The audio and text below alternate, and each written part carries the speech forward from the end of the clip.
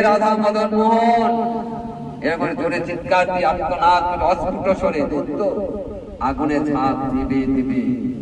মা যশোদা দেখে কি একটা আওয়াজ হলো, এরকম তাকিয়ে দেখে দুধটা তো একেবারে উঠলে এই পড়ে যাবে যাবে। তখন কৃষ্ণকে বলছে, বাবা কানাই শোনা, নাম নাম নাম।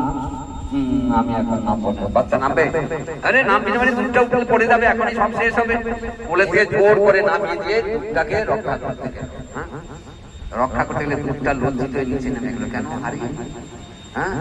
মা যশোদা এত তার প্রেম নিংড়ালো, বাৎসল্য প্রেম রস দুগ্ধ পান করেছে আমার প্রভুকে, আর তার সেবায় ব্যাঘাত ঘটলাম আমি স্বার্থপর হয়ে, আর আমার প্রভু অতৃপ্ত থেকে গেল, মা নামিয়ে দিল। আমি কেন এটা করতাম? তাই মৃত্যু হয়ে গেল। আর দুধটা আগুনে বললো না, কিন্তু দুধটা ভগবানের সেবায় লাগলো কি লাগলো না? অবশ্যই লাগবে। কে রক্ষা করলেন? ওই যে ভগবানের নাম করে মরতে যাচ্ছিল। তা আমরাও যদি মরে যাই, ভগবানকে না পাই, কি করবো? ভগবানের নাম করতে কে রক্ষা করবে? যেমন মা যশোদা দুধটাকে রক্ষা করলেন, পরে দুধটা কৃষ্ণ সেবায় লাগলো। আমরা হরি নাম করবো, হরি কথা শুনবো, সব কিছু করবো। আমরা তো কৃষ্ণকে সামনাসামনি পাচ্ছি না, গোলক বৃন্দাবন দেখতে পাচ্ছি, কিন্তু কে নিয়ে যাবে আমাদের?